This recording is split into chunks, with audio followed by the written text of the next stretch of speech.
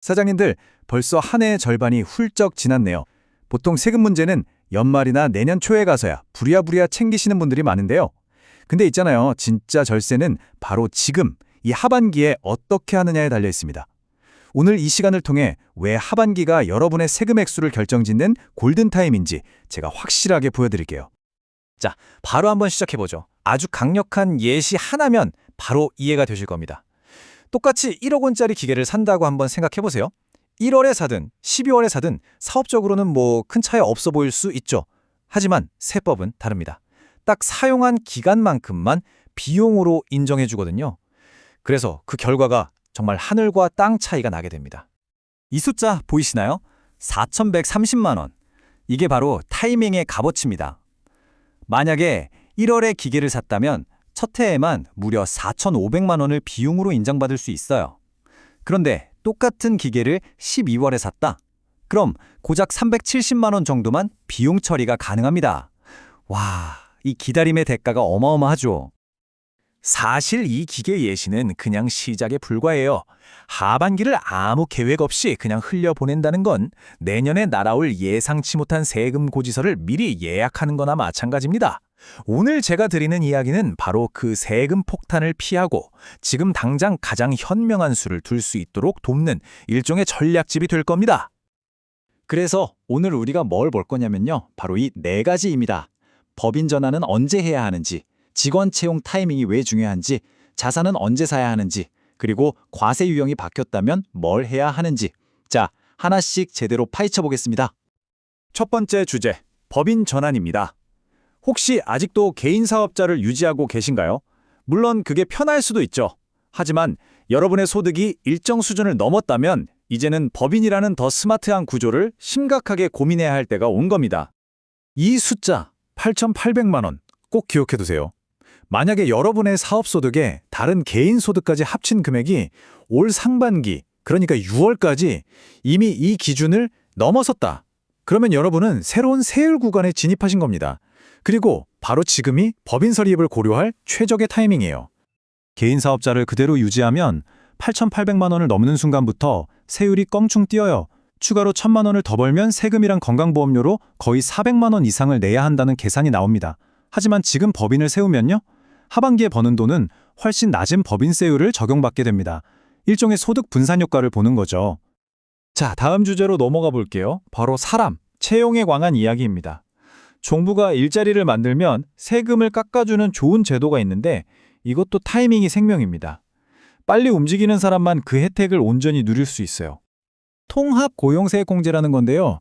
이게 근무기간에 비례해서 계산이 돼요. 이 그래프를 한번 보세요. 1월에 직원을 뽑으면 최대 1,550만 원까지 공제를 받는데 만약 12월까지 미루다가 뽑으면요, 고작 130만 원입니다. 무려 1,400만 원이 넘는 돈이 그냥 허공으로 날아가는 셈이죠. 혹시 지금 같이 일하는 프리랜서 중에 사실상 정규직처럼 일하는 분이 있다면 지금이 바로 정식으로 채용할 절호의 기회입니다. 4대 보험료 나가는 거 물론 부담될 수 있죠. 하지만 그거 몇십만 원 아끼려다가 수백, 수천만 원짜리 세금 공제 혜택을 놓치는 건 정말 바보 같은 짓일 수 있어요. 이 채용이랑 아주 비슷한 원리가 또 있습니다. 바로 기계나 자동차 같은 주요 자산을 언제 사느냐 하는 문제인데요. 이것 역시 여러분의 세금 액수를 극적으로 바꿀 수 있습니다. 업무용 차를 예로 들어볼까요? 흔히 1년에 800만 원까지 비용 처리가 된다고들 알고 계시죠? 근데 그건 1월 1일에 샀을 때 얘기고요. 만약 12월에 급하게 세금 아끼겠다고 차를 사면 올해 인정받는 비용은 고작 67만 원 정도밖에 안 됩니다. 연말에 차 사는 게 절세의 아주 비효율적인 방법이라는 뜻이죠. 이 모든 것의 핵심 원리는 바로 기간 안분이라는 개념 때문이에요. 아주 간단합니다. 세법은 자산을 보유하고 사용한 기간만큼만 비용으로 쳐주겠다, 이겁니다. 그러니까 사업에 꼭 필요한 물건이라면 하반기 중에서도 하루라도 빨리 사는 게 절세, 직접적으로 도움이 된다는 사실 꼭 기억하셔야 합니다. 자, 이번엔 특히 올해 7월 1일부로 간이과세자에서 일반과세자로 신분이 바뀌신 사장님들 더 집중하셔야 합니다. 이건 정말 완전히 새로운 게임의 시장이거든요. 마음가짐부터 싹 바꾸셔야 합니다. 일반과세자가 되셨다면 이제부터는 세금 계산서 같은 증빙 자료를 목숨 걸고 챙기셔야 해요. 이걸 안 챙기면 매입 비용을 하나도 인정 못 받고 전체 매출에 대해 고스란히 부가세를 내야 합니다.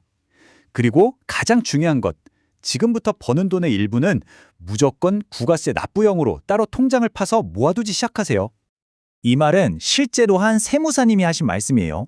세무사가 절세 방법을 몰라서 돈을 따로 떼어놓겠어요? 아니죠. 온갖 방법을 다 아는 전문가가 보기에도 결국 이게 가장 확실하고 현명한 답이기 때문입니다. 부가세를 위해 저축하는 건 실패가 아니라 가장 똑똑한 재무관리인 셈이죠. 그래도 희소식이 하나 있습니다. 바로 재고매입세 공제라는 건데요. 간이과세자였을 때 사두었던 재고에 대해서 부가세 공제를 받을 수 있는 제도예요. 만약 7월 1일자로 창고에 재고가 많으셨다면 이건 정말 놓치면 안 되는 아주 중요한 일회성 절세 찬스입니다. 꼭 챙기세요. 결국 하반기는 그냥 흘려보내는 시간이 아닙니다. 내년에 세금을 결정짓는 아주 적극적인 계획과 실행의 시간이죠.